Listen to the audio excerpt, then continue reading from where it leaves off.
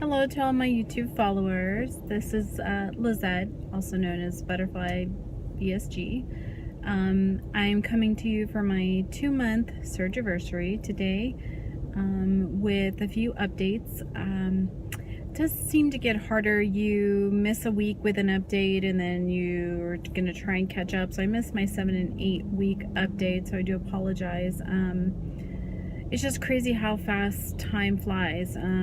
When you're counting down for surgery to get approved, to get a surgery date, it seems like it takes forever, and then once you're on the other side, it does seem like time definitely flies by.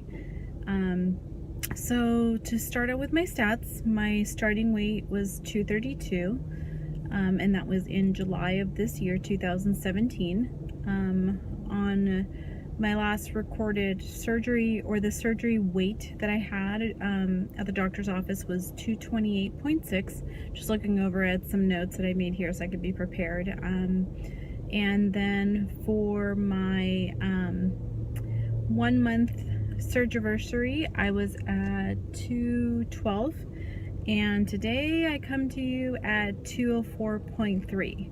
So that is a total loss of 7.7 for the month, and overall from highest weight a loss of 27.7, and since surgery of 24.3. It's kind of crazy when you look at stuff. You know, I do use Instagram, and it is a private account. I use it just for my journey.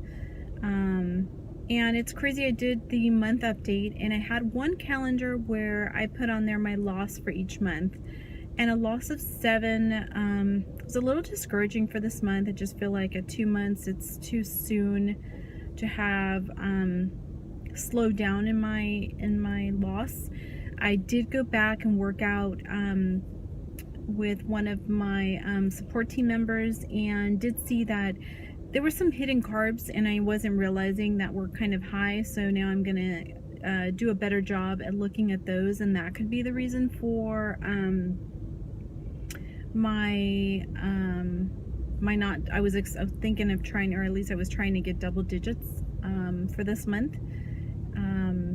So I'm gonna work on that. Like some of my go-to, like grits, oatmeal, and stuff like that. Just didn't realize the high number of carbs in those. It's crazy because I'm looking at my face on the video, and I can remember my very first video. And if you look at the comparison, I can see it today in my face, which is a VSG in it, or a NSV in itself. Because I don't tend to see it. If I compare us side to side, I do see a loss, I do see a difference, but in day to day I still don't see it. I'm still wearing the same clothes, but I did measure inches, and since the beginning of my journey, because I did my measurements in August and I did my measurements this morning, I have lost a crazy 22.5 inches. That's crazy. I redid the numbers just to make sure I wasn't completely off. I've lost 22.5 inches.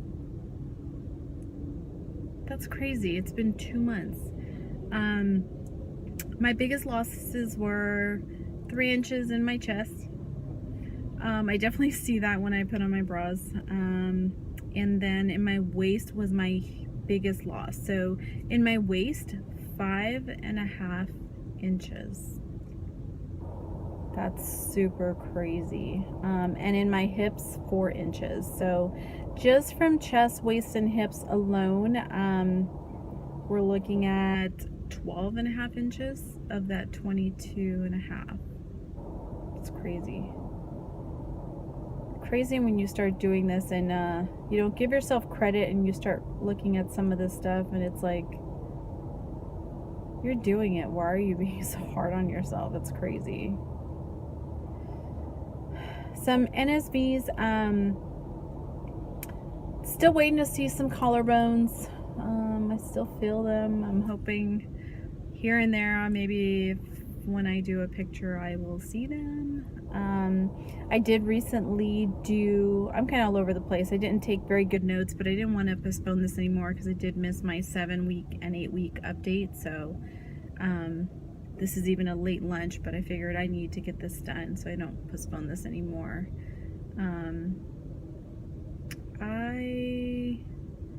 What else has changed? Definitely doing a lot more walking. We have a Fitbit challenge at work, so definitely getting steps in, have a support group here. We go at lunch or take a break, and it's about 2,500 steps. We kind of do the whole up and down of the parking structure. So it's kind of good to have everyone working and people to go to with that. I did recently do a new recipe. Speaking of carbs and trying to cut carbs, needed a new go-to breakfast. And I know a lot of people have seen this recipe, but you basically get a cupcake tray, spray it, put some bacon or ham. I use the bacon though, turkey bacon, and put in there, I put mushrooms, I put spinach, I put salt and pepper, some cheese, and scrambled egg, and baked it for, it was 350 degrees for about 25 minutes. And it was amazing go-to. It was a good breakfast, was a good lunch. My daughter even liked it, which is great for the kids as a good go-to. Definitely have to, one thing I saw that helped me recently was, forgot the exact saying, but it's something to the effect of either you prep to fail to prep, something of that nature. I experienced that Sunday we were out and about. We went to a baseball game and then went out to eat. I didn't prepare. I didn't take my water. I didn't do my protein. I don't even think I did my vitamins for that day. And I thought it was fine. I kind of munched in here, probably had some things I shouldn't have. I was with the family, just, again, it's a little bit, and it's all about everything in moderation. But I did feel it at the end of the night because, again, you can only have so much. So there's no such thing as, okay, fine, I'm gonna just chug it down and get my water down and be hydrated, because you can only do so much at a time. So I really did pay for it on Sunday night, with just being extremely nauseated, feeling like I couldn't catch my breath, feeling tired. It was just a little bit of everything. It really could tell that I had not stuck to the plan. I don't do as well on the weekends as I seem to do during the week. Being at work, I prep my lunchbox, I take it, I do my protein coffee in the morning. I will do some type of the egg or cottage cheese with some sugar-free preserves, and that's a good go-to. And also the fact of water. I do struggle with water still. It's something I struggled even before surgery. One way that I've been able to increase my water, and I did share this with someone also, and they've started doing it, and it's helped them also with their water. So when I'm getting ready in the morning, I will fill up my big Starbucks 24-ounce water bottle, and I do use a straw. I just don't drink very quickly, and it seems to be okay. But I will start sipping as I'm getting ready, as I'm doing my makeup, and on my drive. I have a pretty long commute to work. I will do it on my drive to work. And then when I get to work, I won't have breakfast. It's a mind game. I won't have breakfast. I won't touch my breakfast until I finish my water. That's like my deal.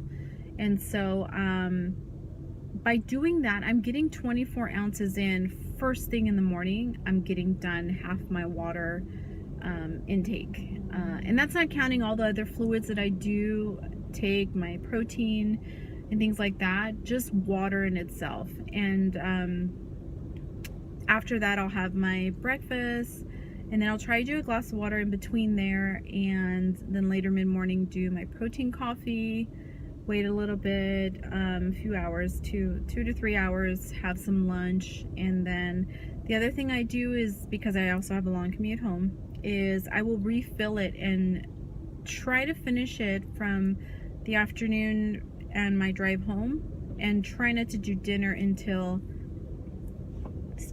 after I complete that water. So that during the week is great. I am on a schedule, I have work, it's great. But on the weekends, I'm struggling to be consistent. Excuse me. To be consistent. Sorry, I don't know how to edit this yet, so that's probably gonna stay. But during the week, I do find it easier to stay consistent versus on the weekends. I'm all over the place. There's always something going on. I will start good with my protein coffee, take it to my son's soccer game, and that's as far as I go. So I do definitely need to work on that, because I do find myself doing great during the week and having progress, and then on the weekend I kind of mess it up. So I'm still weighing daily. I'm still seeing my scale going up and down, but I'm just trying not to focus on it as much and focus on the fact, like, the inches proved today. I've got progress. I'm seeing it. I just need to trust the process and not throw my hands up and fall into bad habits, because that's the history I have, and I don't want to go there. I'm trying to think of what else I have going on. That's about all I have. I may try to do another video in between, because week by week it seems to be difficult, and I know that the stories that I followed of your journeys, it's kind of hard when you wait a whole month to see how they're doing. So I don't know if I'll wait till my 3-month follow-up, or if there's any NSVs between there, give you guys an update. But I am on Instagram, and I do post there more frequently. It's the same thing. It's Butterfly 2017, my VSG journey, I think, or something like that. Just let me know if you don't have VSG or something on your profile. I'm only doing the journey on there, so I'm not just adding people. So just send me a message or something like that, so that I know.